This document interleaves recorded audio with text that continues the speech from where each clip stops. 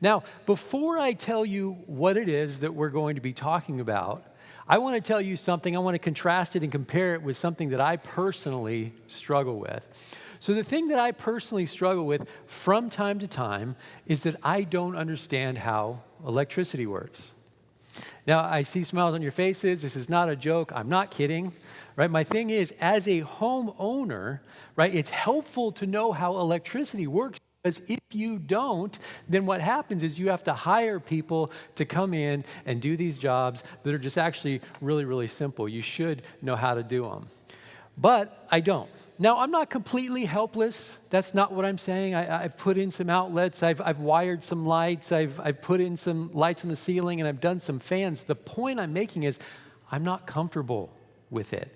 I don't like doing it. Years later, I'm still looking at that light switch. I'm still looking at that fan. I'm like, let's not leave that on while we're gone because that thing may start a fire. I don't know. Because I don't understand how electricity works, right? There's a certain danger associated with it for me when I do a wiring job. Now, I know some of you are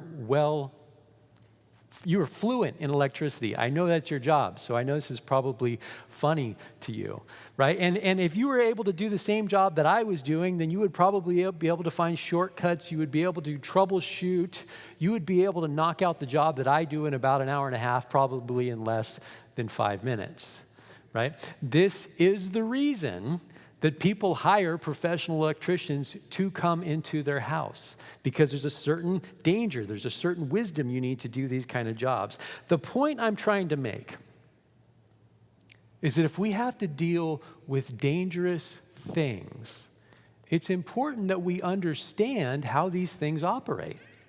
If you and I are going to deal with something that has the potential to possibly end our life, take our life away, then we would be very wise to be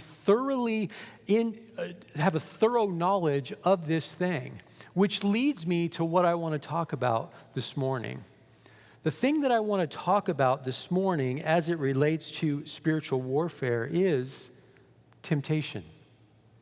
I want to talk about temptation. And the reason I want to talk about temptation this morning is because it's something that each of us has to deal with. Each of us has to struggle with. And not only that, but it's dangerous. It has the potential to destroy lives. But here's the thing. This is why I'm excited to talk about it this morning. Because I believe that if we can understand it better, if we can understand how temptation operates, its parts and pieces, then we will be able to troubleshoot when we're faced with problems in our lives. And then, just like electricity, this thing that has the potential to be really dangerous, all of a sudden this thing, temptation in our lives, with God's help, can all of a sudden be turned and used for good, just like electricity is. And thankfully, in our passage this morning, what I believe God does is he pulls back the curtains so that we can get a look at the intricate details of how temptation works inside of us in our lives. So if you have your Bible, you can open up to James chapter 1. That's where we're going to be this morning. James chapter 1, where we're going to get kind of an inside, behind the curtain view of the way that temptation operates in our own hearts. As you're turning there, because I know some of you haven't been with us during this series, let me just catch you up where we've been so far. This is our 4th week in this series. Week 1, we looked at our enemy. We talked about his tactics. We talked about how since the Garden of Eden, our enemy's tactics, they haven't changed. He's still operating with the same game plan, and the reason is it's effective. It works. Week 2, we looked at these inner vows that we make with ourselves sometimes, these inner agreements, these ungodly vows that we make in times of crisis, in times of trauma in our lives, where we use words like always and never. And we make these ungodly, unbiblical vows that the enemy then comes in, gives him an opportunity to get a foothold, and then he creates a stronghold in our life. That was week 2. Week 3, which was last week, we looked at unforgiveness. And what we talked about when we're dealing with unforgiveness is unforgiveness, once again, gives the enemy a foothold into your life. It gives him a base of operation from which he can create a stronghold in your life, unfortunately. And like I said, this week we're going to talk about temptation.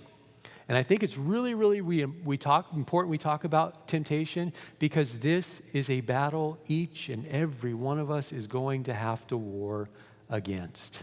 Even Jesus, when he was here on earth, he had to war against temptation. It's part of our experience here on earth. And let me tell you, you can't win a war against an enemy you don't understand.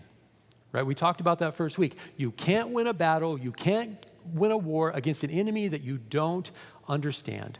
And so if you and I can kind of understand temptation a little bit, maybe see the parts and pieces and how it operates in our hearts, it gives us at least a fighting chance to recognize it and put it to death before it becomes sin. All right, so let's jump into our passage. We're in James 1.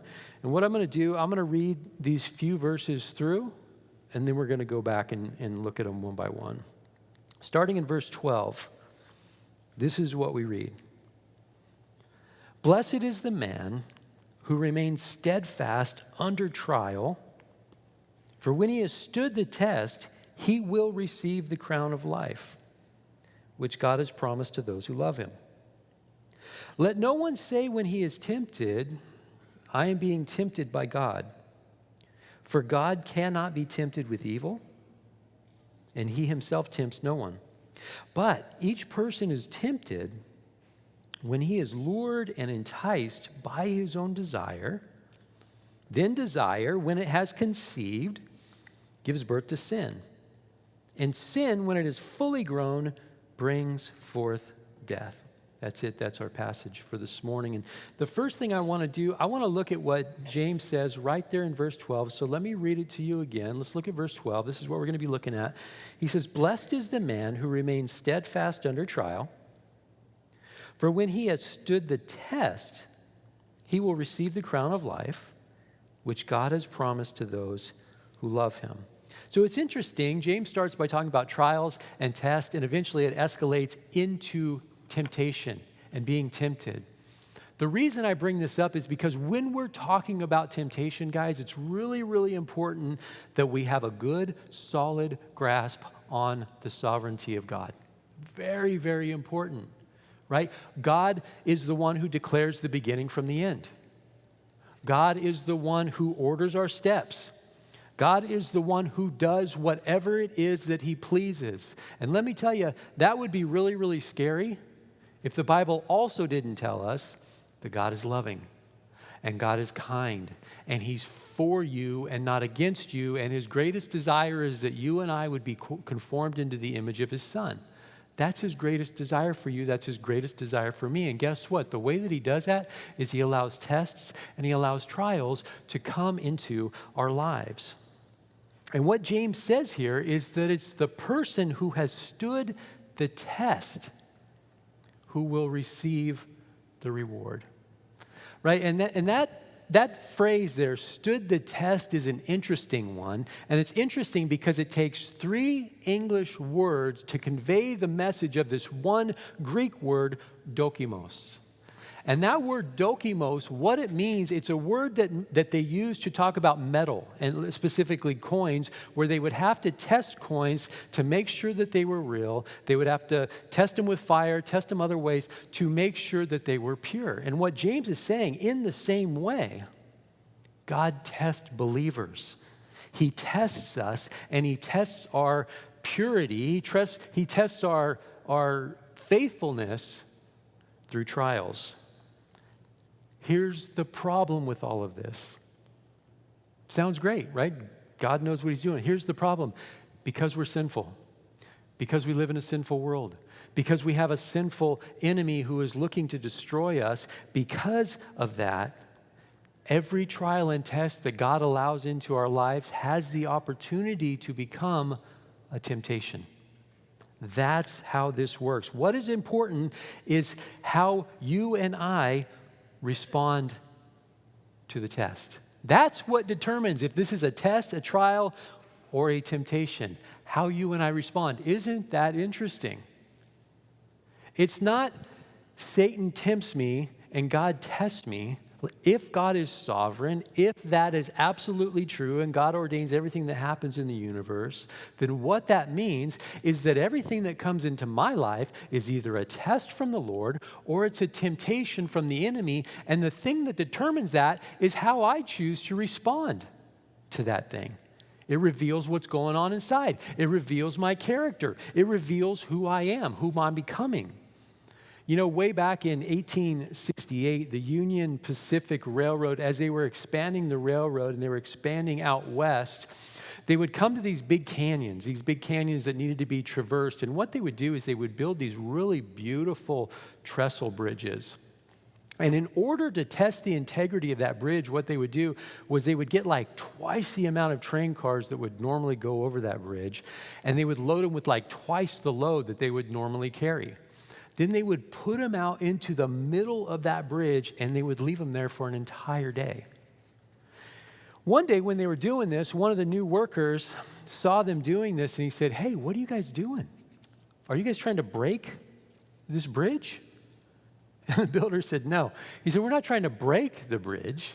We're trying to prove that the bridge won't break." That's what they were doing. They were testing the bridge before they would say, give it their stamp of approval. Before they said, this bridge is okay for the weight of this to cross through. And in the same way, God ordains for us, the tests God ordains for us aren't meant to break us. They're not meant to break us. They're meant to prove us. They're meant to help us recognize our weaknesses in us. That's an opportunity. If you're a child of God, the trials that he sends your way, if you fail in them, God can even bring good out of that, because then he's able to show us, this is an area where you're weak. This is an area where you need to shore up. This is an area where you really need to be careful. So let me ask you, is there some area in your life where you have failed? Is there some area in your life where at some point you gave in to a temptation that if you could do anything in life, you would go back and you would change that one thing? Probably. That's most of us, right? I would imagine. I know I got stuff. Here's the good news.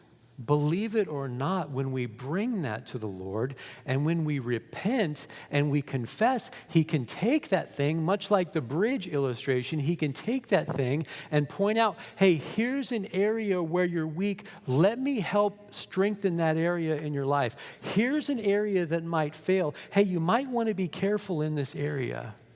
So like I said, God tests us for our good. But because we live in a sinful world, every test becomes an opportunity for you and I to sin. The thing that determines whether it's a test or a temptation is how you and I choose to respond to it. It's on us. It's on us, which means no one can say when they're tempted, God's tempting me. God just made me this way. I just can't help it. And no one can also say, well, the devil made me do it. I just can't resist that devil. No, it's on us. That is what James is saying. The responsibility is on us. If we choose to sin, it's not because God left us hanging or we couldn't resist the devil. It's because we chose to give in to temptation rather than seeing it as a test.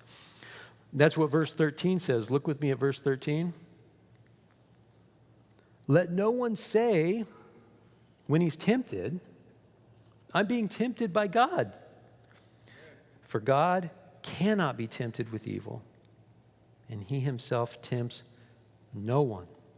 Right? That's great news. That's good news. The scriptures, the Bible is full of passages and ideas and thoughts and truths that convey the message to us that God and sin do not mix. It's like light and dark, they don't mix. Sin is completely contrary to God, and God's holiness is completely contrary to sin. These two things don't go together. So even though God allows tests into our lives, he doesn't allow those tests into our lives to hurt us. He doesn't allow these tests and trials into our lives so that we will be in pain, so that we'll get hurt. They're to strengthen us. So recently, my 6-year-old son, Ezekiel, I've been teaching him to ride a 2-wheel bike. Big big time, right? Big event in a kid's life. I remember when my dad taught me, and I remember just riding around my driveway for hours after I learned how. I was just so excited. Well, I've been teaching him, and the way that I've been teaching him is I run beside him with either my hand on the handlebar or my hand on his seat as he goes, you know? And every once in a while, when he's unaware, I will let go just to test his skill, just to see where he's at. And if I feel him going over, I'm right there. Well, over time, he's gotten better and better. And now I've gotten to the point where I can let go of the bike longer and longer because he's getting more and more skillful. Now, my point is, I did not test his skill by pushing him into traffic, saying, you got it, buddy, let's see how good you do out there. Right? I didn't take him over to Pinson Mounds and climb up Saul's Mound, have him get on his bike and push him down that big hill and said, let's see how you do, buddy. Let's test those skills. I didn't do that. That's not what we do, right? Why? Because I love him. Because I want to protect him. I want him to grow in that skill. I want him to know how to do this. I want him to have that experience that I had. I want him to mature in this way, but I don't want him to get hurt. Because I love him. And God does the same thing for us. He tests us in these ways, lovingly letting go of the seat every so often. And when we start to wobble, he'll be there to grab us. Look up with me. If you're in James, look up at the second verse where we read this. Count it all joy, my brothers, when you meet trials of various kinds. For you know that the testing of your faith produces steadfastness.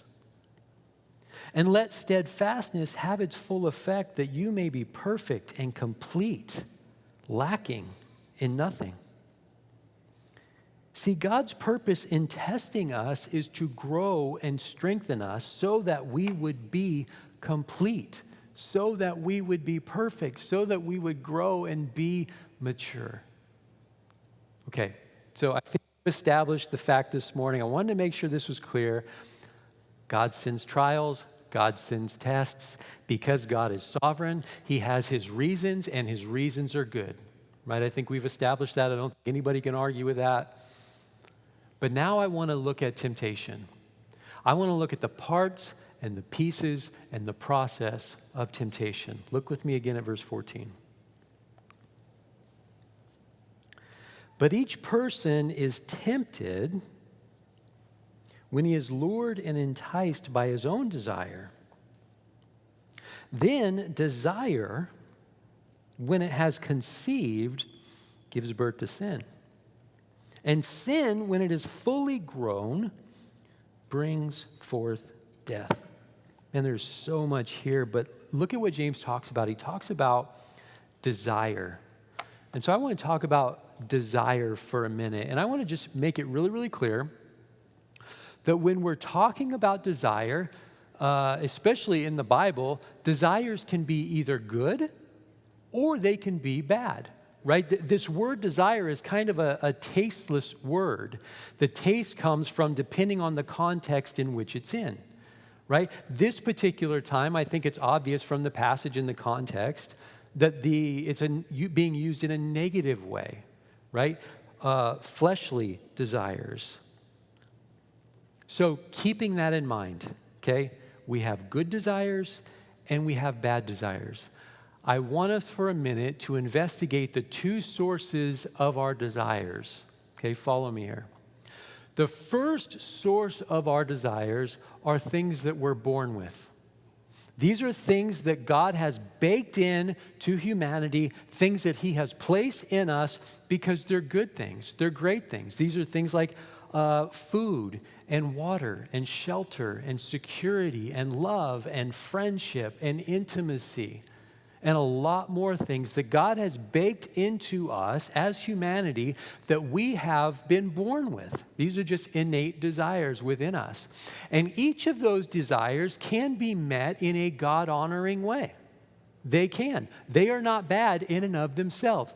The problem comes when you and I try to meet that good and godly desire in an ungodly way, which leads us to the second source of desires. The second source of our desires are learned desires.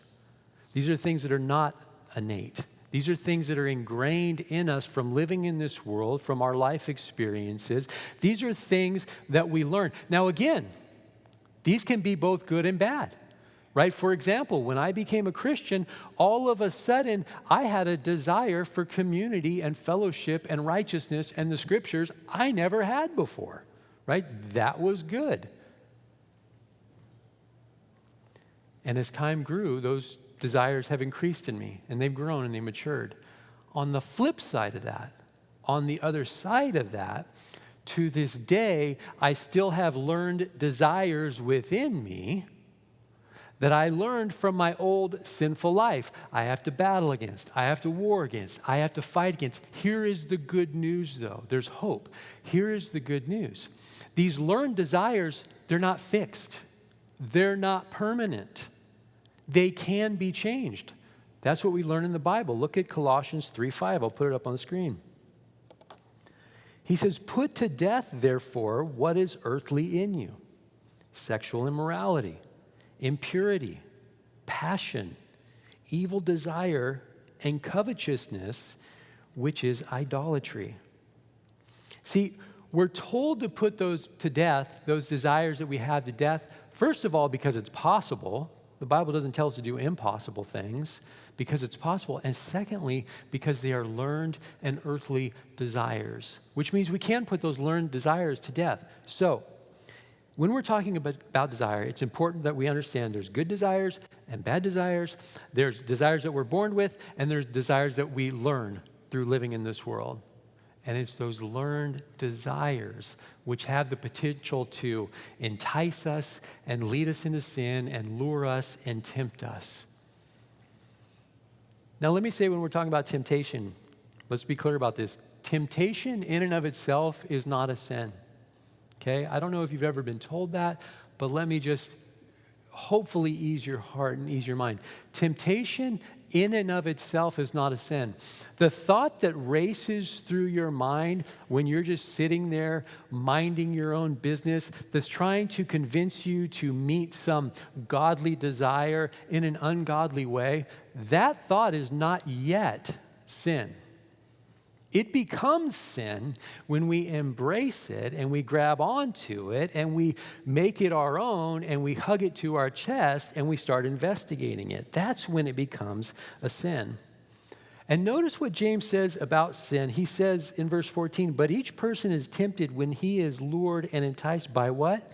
By his own desire. By his own desire.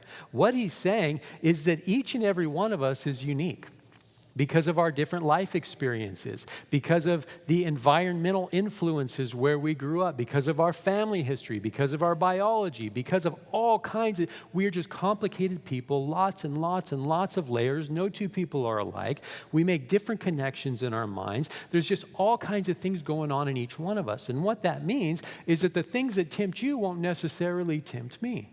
And the things that tempt me won't necessarily tempt you.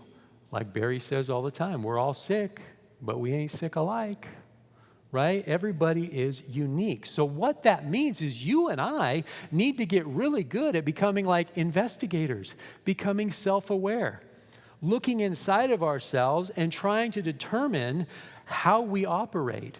The things that tempt us, the situations that we're in, the places that we're in, the people we're talking to, the things we are watching, the things we are reading, the places we went, the things we put in our body. We need to be really good at identifying those triggers and those things that bring up these desires inside of us. We need to learn that when we have a strong desire to do something, that should make you suspicious. It doesn't mean give in because, hey, my body wants what my body wants, my mind wants what, and that's just how I determine what's right, how strong my desire for that thing is. A strong desire for something should make you suspicious. I hope you grab onto that today. It should make you suspicious. You should hold on. You say, hold on a second. Why do I want to do that? Where did that come from? What does Scripture say about that thing? we should be suspicious of our strong desires, even godly ones, because godly desires we can even try to fulfill those in ungodly ways. I'll let you kind of work the details out about how that works, but that's true as well. Okay, so let me read to you again the language here that James uses to describe the process of temptation, because it's very telling and I believe it's very helpful, and I hope that this picture will stay in your minds as you're standing there brushing your teeth in the morning and this thought comes into your head. This is what, not this thought, but temptation comes into your head. This is what he says. Each person is tempted when he is lured and enticed by his own desire. Then desire, when it has conceived, gives birth to sin, and sin, when it's fully grown, brings forth death. So I want you to picture the scene here, guys. You've been through it. You know exactly what I'm talking about. I don't have to try to convince you. I know you've been through it because I've been through it. You're sitting there, you're just minding your own business, you're at your desk, or you're talking with a friend, or you're sitting in church, or you're at a friend's house, or you are brushing your teeth and you're looking in the mirror. And all of a sudden, out of nowhere, you are lured and enticed by a desire that reaches through your mind. All of a sudden, the potential for seduction has entered into your mind. And I use that language on purpose because if you look at what James says here, we're going to go through it a little bit, that's the scene that is set up. This is Eve in the garden. Right? This is Eve in the garden looking at the fruit that God told her not to eat, looking and longing and wanting. This is David walking along the roof of his palace, looking at Bathsheba, another man's wife, looking and longing and wanting. Rather than turning from that desire immediately, embracing that desire, playing with the thought, thinking about the thought, becoming intimate with the thought. And in that moment, what you're doing inside, you're finding pleasure inside that God has prohibited outside. You're saying, well, I'm not eating the fruit. I'm just thinking about the fruit. I'm not committing adultery. I'm just thinking about adultery. And the minute you start doing that, what's happened? You have turned away from God in your heart and mind. You have taken, let's say God is here, you have taken your eyes off the Lord, and you have turned and instead you have embraced this desire, this ungodly desire, and your eyes are on it. Your focus is on it. Your attention is on it, and it's no longer on the Lord.